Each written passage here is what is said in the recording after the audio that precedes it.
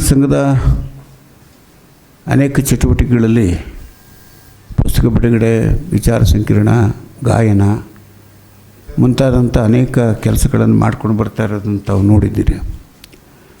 ಅದರಂತೆ ಇವತ್ತು ಶನಿವಾರ ನಮ್ಮ ಈಗ ಒಂದು ರೆಗ್ಯುಲರ್ ಕಾರ್ಯಕ್ರಮವಾಗಿ ಕಳೆದ ವಾರ ಅದರ ಹಿಂದಿನ ವಾರ ಹೇಳಿದಾಗ ತತ್ವಪದಗಳನ್ನು ಪ್ರಸ್ತುತಪಡಿಸ್ತಾ ಇದ್ದೇವೆ. ಪ್ರತಿ ವಾರವೂ ಕೂಡ ಪ್ರತಿ ಬುಧವಾರ ತತ್ವಪದಗಳನ್ನು ಕಾರ್ಯಕ್ರಮವನ್ನು ಮಾಡ್ತಾಯಿದ್ದೀವಿ. ನಮ್ಮ ಗ್ರಾಮೀಣ ತತ್ವಪದಕಾರರು ಬಹಳ ಆಸಕ್ತಿಯಿಂದ, ವಿಶ್ವಾಸದಿಂದ ಬರ್ತಾ ಇದ್ದಾರೆ. ಸೊ ಅವರನ್ನು ಮುಖ್ಯವಾಹಿನಿಗೆ ತರಬೇಕು ಅನ್ನುವಂಥ ಭಾಳ ಅದ್ಭುತವಾದಂಥ ಹಾಡುಗಾರರಿದ್ದಾರೆ, ಅದ್ಭುತವಾದಂಥ ಸಾಹಿತ್ಯ. ನೀವು ಕೇಳಿದಾಗ ಅದು ಗೊತ್ತಾಗ್ತದೆ. ನಾವು ಅದನ್ನೆಲ್ಲ ಒಂದು ಕಡೆಗೆ ಈ ವಚನ ಪರಂಪರೆ ಆದಮೇಲೆ ವಚನ ಪರಂಪರೆ ಮತ್ತು ಭಕ್ತಿಯುಗ ಪ್ರಾರಂಭ ಆಗುತ್ತೆ. ಭಕ್ತಿಯುಗ ಪ್ರಾರಂಭ ಆದಮೇಲೆ 17ನೇ ಶತಮಾನದಷ್ಟೊತ್ತಿಗೆ ವಿಜಯನಗರ ಸಾಮ್ರಾಜ್ಯ ಹೋದ ಮೇಲೆ ಆ ಇದು ದಾಸರ ಪರಂಪರೆಯು ಕೂಡ ಕಡಿಮೆ ಆಗುತ್ತೆ, ಮಸ್ಕಾಗುತ್ತೆ.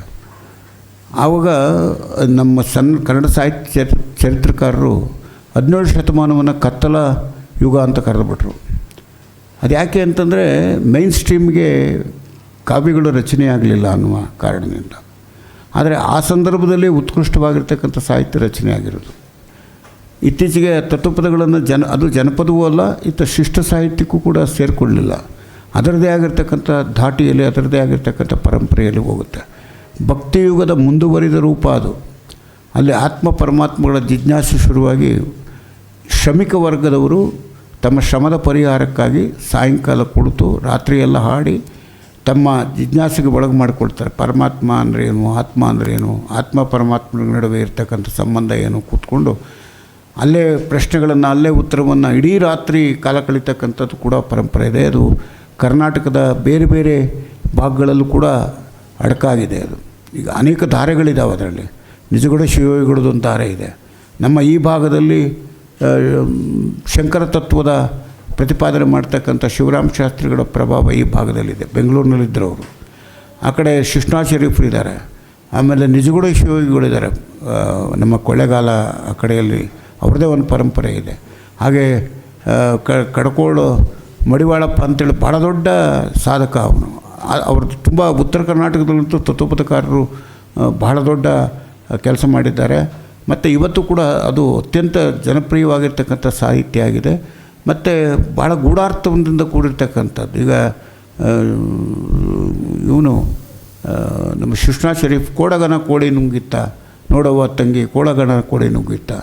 ಅಂದರೆ ಅಸಂಭಾವ್ಯವಾದದ್ದನ್ನು ಸಂಭಾವ್ಯ ಮಾಡುವಂಥ ಶಕ್ತಿ ಗುರುವಿನ ಪಾದಕ್ಕೆ ಇದೆ. ಗುರುಮುಖೇನ ಹೋದಾಗ ಅಸಂಭಾವ್ಯವಾದರೂ ಕೂಡ ಸಂಭಾವ್ಯ ಆಗುತ್ತೆ ಅನ್ನುವಂಥ ಒಂದು ತತ್ವದ ಇನ್ನೆಲ್ಲ ರಚನೆ ಆಗಿರ್ತಕ್ಕಂಥದ್ದು. ನಮ್ಮ ಮಂಡ್ಯ ಜಿಲ್ಲೆಯಲ್ಲೇ ಸಾವಿರಾರು ಮಂದಿ ಇದ್ದಾರೆ ಹಾಡುಗಾರರು. ನಾವೆಲ್ಲ ಒಂದು ಕಡೆಗೆ ಅದರ ಕಡೆ ಗಮನ ಕೊಟ್ಟಿಲ್ಲ ಅನ್ನುವಂಥದ್ದು. ಈಗ ಬರ್ತಾ ಇದ್ದಾರೆ ಎಲ್ಲ ಒಂದೊಂದು ಊರಿನಲ್ಲಿ 2 ತಂಡ 3 ತಂಡಗಳಿದ್ದಾವೆ. ಸದ್ಯಕ್ಕೆ ಒಂದು 10 ತಂಡಗಳನ್ನು ತೊಗೊಂಡು ಅವ್ರು ತಯಾರು ಮಾಡಿ ಮುಖ್ಯವಾಹಿನಿಗೆ ಅಥವಾ ಪ್ರತಿ ವಾರವೂ ಅದನ್ನು ಮಾಡ್ತಾಯಿದ್ದೀವಿ. ಕರ್ನಾಟಕ ಸಂಘದಲ್ಲಿ ಬರ್ತಾ ಇದ್ದಾರೆ. ಅದು ಮುಗಿದ ಕೂಡಲೇ ನಾವು ನೆಕ್ಸ್ಟು ಅದನ್ನು ಒಂದು 3 ದಿವಸ ಉತ್ಸವ ಮಾಡಬೇಕು ಅಂತ ಮಾಡಿದ್ದೀವಿ. ಇದ್ರ ಜೊತೆಗೆ 27, 28 ಕನಕ ಅಧ್ಯಯನ ಪೀಠದ ಜೊತೆಯಲ್ಲಿ, ಆಮೇಲೆ ಮುಂದೆ ಅದನ್ನು ನಾನು ಪ್ರೆಸ್ ಮೀಟ್ ಮಾಡ್ತೀನಿ. ನಮ್ಮ ಕರ್ನಾಟಕ ಸಂಘ ಕನಕ ಅಧ್ಯಯನ ಪೀಠ ಅಖಿಲ ಕರ್ನಾಟಕ ತತ್ವಪದಕಾರರ ಸಮಾವೇಶವನ್ನು ವಿಶ್ವ ಮಾನವ ಕ್ಷೇತ್ರ ಕೊಮ್ಮೇರಹಳ್ಳಿಯಲ್ಲಿ ಆಯೋಜನೆ ಮಾಡಿದ್ದೀವಿ. 27, 28 ಇದೇ ತಿಂಗಳ 27, 28. ಅದಕ್ಕೆ ವಿವರವಾಗಿ ನಾನು ಆನಂತರ ಹೇಳ್ತೇನೆ. ಅದಕ್ಕೆ ಮುಂಚೆ ಈಗ ಶನಿವಾರ ನಾವು 4ನೇ ತಾರೀಕು ಜಯರಾಮ್ ರಾಯಪುರ ಅವರ ನಾಟಕಗಳು, ನಿಮಗೆಲ್ಲ ಗೊತ್ತಿದೆ. ಜಯರಾಮ್ ರಾಯಪುರ ಅವರು ನಮ್ಮ ಹಿರಿಯ IARS ಅಧಿಕಾರಿಯಾಗಿದ್ದಂಥದ್ದು, ನಮ್ಮ ಜಿಲ್ಲೆಯ ಸೆಕ್ರೆಟರಿ ಆಗಿದ್ದಂಥವರು. ಅವರು 4 ನಾಟಕಗಳನ್ನು ಬರೆದಿದ್ದಾರೆ. ಒಂದು ಕಾಲೇಜಿಗೆ ವಿದ್ಯಾರ್ಥಿಗಳನ್ನು ಕುರಿತಾದಂಥ ಬರೆದಂಥ 2 ನಾಟಕಗಳು. ಅದರ ಅನಂತರ ಬರೆದಂಥ ಸಿರಿಗೆ ಸೆರೆ ಮತ್ತು ವಾರಸುದಾರ ಮತ್ತು ಬಾಹುಬಲಿ, ಈ 3 ನಾಟಕಗಳು ಇತಿಹಾಸದ ವಿಷಯಗಳನ್ನು ಅದನ್ನು ಮುರಿದು ಕಟ್ಟುವ ಒಂದು ಹೊಸ ರೀತಿಯಲ್ಲಿ ಆಲೋಚನೆ ಮಾಡುವಂಥ ಒಂದು ಪ್ರಯತ್ನವನ್ನು ಈ 3 ನಾಟಕಗಳನ್ನು ಮಾಡಿದ್ದಾರೆ. ಇತಿಹಾಸದ ವಸ್ತುವನ್ನು ತೆಗೆದುಕೊಂಡು ಅಲ್ಲಿ ಆಗಿರ್ತಕ್ಕಂಥ ಕೆಲವು ಗೊಂದಲಗಳನ್ನು ಸರಿಪಡಿಸ್ತಕ್ಕಂಥ ಮತ್ತು ಅಲ್ಲಿ ಇರ್ತಕ್ಕಂಥ ಅವಾಸ್ತವವಾಗಿರ್ತಕ್ಕಂಥ ಸಂಗತಿಗಳನ್ನು ದೂರ ಮಾಡಿ ನಿಜವಾದಂಥ ಸಂಗತಿಗಳು ಏನು ಅನ್ನುವಂಥ ಒಂದು ಪ್ರಯತ್ನವನ್ನು ಅವರು ನಾಟಕಗಳಲ್ಲಿ ಮಾಡಿದ್ದಾರೆ. ಯಾವಾಗಲೂ ಕೂಡ ಅಷ್ಟೇ, ನಮ್ಮ ಇತಿಹಾಸ ಮೌಖಿಕ ಪರಂಪರೆಯಿಂದ ಬಂದದ್ದು, ದಾಖಲಾತಿ ಆದದ್ದಲ್ಲ. ರಾಜರು ಮಹಾರಾಜರು ಅವರ ಮುಖದ ನೇರಕ್ಕೆ ಬರೆಸ್ಕೊಂಡಿರ್ತಕ್ಕಂಥದ್ದು ಕೂಡ ಉಂಟು. ನಮಗೆ ಇವರು ಬಂದಮೇಲೆ, ಬ್ರಿಟಿಷರು ಬಂದಮೇಲೆ ಒಂದು ಅನುಕೂಲ ಏನಾಯಿತು ಅಂತಂದರೆ ನಮ್ಮ ಇತಿಹಾಸವನ್ನು ಬರತಕ್ಕಂಥ ಒಂದು ಕೆಲಸ ಆಯಿತು. ಅದಕ್ಕೆ ಮುಂಚೆ ರಾಜರು ಮಹಾರಾಜರಿಗೆ ಅವ್ರು ಹೆಂಗೆ ಹೇಳ್ತಾರೆ ಹಂಗೆ ಬರ್ಕೋಬೇಕಾಗಿತ್ತು. ಇನ್ನು ಸಾಮಾನ್ಯರ ಜೀವನ ಚರಿತ್ರೆಯೇ ಸಿಗಲಿಲ್ಲ ನಮಗೆ.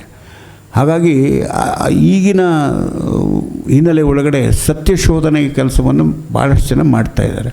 ಅದರಲ್ಲಿ ಇವರು ಕೂಡ ಭಾಳ ಮುಖ್ಯವಾಗಿ, ಒಂದು ಬೆಂಗಳೂರು ಕೆಂಪೇಗೌಡರಿಗೆ ಸಂಬಂಧಪಟ್ಟಂಥದ್ದಾದರೆ ಸಿರಿಗೆಸರೆ, ಇನ್ನೊಂದು ವಾರಸುದಾರ ಮೊಘಲ್ ಸಾಮ್ರಾಜ್ಯದ ಕೊನೆಯ ದೊರೆ ಔರಂಗಜೇಬ್ ಹೇಗೆ ತಗೊಳ್ತಾನೆ ತನ್ನ ತಂದೆಯನ್ನು, ಸಹೋದರನ ಜೈಲಿಗೆ ಹಾಕ್ಬಿಟ್ಟು ವಾರಸುದಾರನಾಗುವ ಸಂದರ್ಭದಲ್ಲಿ ಏನೆಲ್ಲ ನಡೆಯುತ್ತೆ ಅನ್ನುವಂಥದ್ದು. ಮತ್ತು ನಮ್ಮ ಶ್ರವಣಬೆಳಗೊಳದ ಬಾಹುಬಲಿ, ಗಂಗರ ದಂಡಾಧಿಪತಿಯಾಗಿದ್ದಂಥ ಬಾಹುಬಲಿ ಹೇಗೆ ಕುಮ್ಮಟನನ್ನು ಅವನು ಸೃಷ್ಟಿ ಮಾಡಿದ್ನೋ, ಅದರ ಜೊತೆಗೆ ಆತನನ್ನು ನಿರ್ಲಕ್ಷ್ಯ ಮಾಡಿದ್ರಿಂದಾಗಿ ಒಂದು ರೀತಿಯಲ್ಲಿ ಅವನತಿಯನ್ನು ಹೊಂದುವಂಥ ಸಂದರ್ಭದಲ್ಲಿ ಆ ಬಾಹುಬಲಿಯ ಮನಸ್ಥಿತಿ ಹೇಗಿತ್ತು ಅನ್ನುವಂಥ ಒಂದು ಚಿತ್ರಣವನ್ನು ಅವರು ಕೊಟ್ಟಿದ್ದಾರೆ. ಆ ಒಂದು ವಿಚಾರಗಳ ಬಗ್ಗೆ, ಅವನ ನಾಟಕಗಳ ವಿಚಾರಗಳ ಬಗ್ಗೆ ಒಂದು ವಿಚಾರ ಸಂಕಿರಣವನ್ನು ಶನಿವಾರ ಮಧ್ಯಾಹ್ನ 2:30 ಗಂಟೆಗೆ ಹಮ್ಮಿಕೊಂಡಿದ್ದೀವಿ. ಕರ್ನಾಟಕ ಸಾಹಿತ್ಯ ಅಕಾಡೆಮಿಯ ಅಧ್ಯಕ್ಷರಾಗಿರ್ತಂಥ ಮುಕುಂದರಾಜು ಅಧ್ಯಕ್ಷತೆ ವಹಿಸ್ತಾರೆ. ಜಯರಾಮ್ ರಾಯಪುರ ಅವರು ಕೂಡ ಉಪಸ್ಥಿತಿ ಇರ್ತದೆ. ಜಯರಾಮ್ ರಾಯಪುರ ನಾಟಕಗಳು, ರಂಗಪ್ರಯೋಗದ ಸಾಧ್ಯತೆಗಳು ಅಂತೇಳಿ ಎಚ್.ಎಸ್. ಉಮೇಶ್ ಅವರು ಮಾತನಾಡ್ತಾರೆ. ಉಮೇಶ್ ಆದರೂ ಶಾರದಾ ವಿಲಾಸ್ ಕಾಲೇಜಿನ ನಿವೃತ್ತ ಪ್ರಿನ್ಸಿಪಾಲರು. ನಿಮಗೆಲ್ಲ ಗೊತ್ತಿದೆ, ಒಂದು ನಾಟಕ ಕ್ಷೇತ್ರ, ರಂಗಭೂಮಿ ಕ್ಷೇತ್ರದಲ್ಲಿ ಭಾಳ ಕೆಲಸ ಮಾಡಿರ್ತಕ್ಕಂಥವ್ರು, ನಿರ್ದೇಶಕರು ಕೂಡ ಆಗಿರ್ತಕ್ಕಂಥವ್ರು. ಆಮೇಲೆ ಜಯರಾಮ್ ರಾಯಪುರ ನಾಟಕಗಳಲ್ಲಿ ಸಾಹಿತ್ಯಿಕ ಒಳನೋಟಗಳನ್ನು ಕುರಿತು ನಮ್ಮ ಡಾಕ್ಟರ್ ಮಾರಾಮಕೃಷ್ಣ, ವಿಶ್ರಾಂತ ಪ್ರಾಂಶುಪಾಲರು ಮಾರಾಮಕೃಷ್ಣ ಅವರೊಂದು ಪೇಪರ್ನ ಪ್ರೆಸೆಂಟ್ ಮಾಡ್ತಾರೆ. ನಾಟಕಕಾರರ ಜೊತೆ ಒಂದು ಸುತ್ತು ಮಾತುಕತೆಯನ್ನು ಶಶಿಧರ್ ಬಾರಿಘಾಟ್, ರಂಗಕರ್ಮಿಗಳು, ಬೆಂಗಳೂರಿನ ರಂಗಕರ್ಮಿಗಳು ನಡೆಸ್ಕೊಡ್ತಾರೆ. ಅದರಲ್ಲಿ Shrimati Ratnashree, Shrimati Panimala, doctor M Kempamma, doctor Anita MS, doctor NS Devika, Shrimati Bhavani Lokesh, Ramya Mahadevaswamy, Arvind Prabhu, Shashi Apoorva, Rohan ಇವರೆಲ್ಲ ಭಾಗವಹಿಸ್ತಾರೆ. ಅದ್ರ ಜೊತೆಯಲ್ಲಿ ಕೊನೆಯಲ್ಲಿ ಜಯರಾಮ್ ರಾಯಪುರ ಅವರ ನಾಟಕಗಳ ಆಯ್ದ ಭಾಗಗಳನ್ನು ಸದ್ವಿದ್ಯಾ ಶಿಕ್ಷಣ ಸಂಸ್ಥೆಯ ವಿದ್ಯಾರ್ಥಿ ಕಲಾವಿದರು, ಕರ್ನಾಟಕ ಸಂಘದ ಕಲಾವಿದರು ಸಾಂದರ್ಭಿಕವಾಗಿ ಪ್ರಸ್ತುತಗೊಳಿಸ್ತಾರೆ, ವಾಚಿಕೆಯನ್ನು ಮಾಡ್ತಾರೆ ಎನ್ನುವಂಥದ್ದು. ಇನ್ನು ಅದಕ್ಕೆ ಸಂಬಂಧಪಟ್ಟಂಥ ವಿಚಾರಗಳನ್ನು ಇದರಲ್ಲೆಲ್ಲ ಹಾಕಿದ್ದೀವಿ, ಮಾಹಿತಿಯನ್ನು ನಿಮಗೆ ದೊರಕಿಸ್ಕೊಟ್ಟಿದ್ದೀವಿ. ದಯಮಾಡಿ ನಮ್ಮ ಎಲ್ಲ ಸಾಹಿತ್ಯಾಸಕ್ತರು ದಯಮಾಡಿ ಬಂದು ಚರ್ಚೆಯಲ್ಲಿ ಭಾಗವಹಿಸೋದ್ರ ಜೊತೆಗೆ ಅವ್ರ ನಾಟಕಗಳನ್ನು ಕುರಿತು ಮಾತನಾಡ್ತಕ್ಕಂಥ ಒಂದು ಅಭಿಪ್ರಾಯವನ್ನು ವ್ಯಕ್ತಪಡಿಸ್ತಕ್ಕಂಥ ಸ್ಥಿತಿಗೆ ಬರಬೇಕು ಅಂತೇಳಿ ತಮ್ಮ ಮೂಲಕ ನಾನು ಕೋರ್ಕೊಡ್ತೇನೆ. ಅದ್ರ ಜೊತೆಗೆ ಇಲ್ಲಿ ಬಾರೋ, ಈ ಕಡೆ ಜಯಂತ ಕಳಿಸೋರು.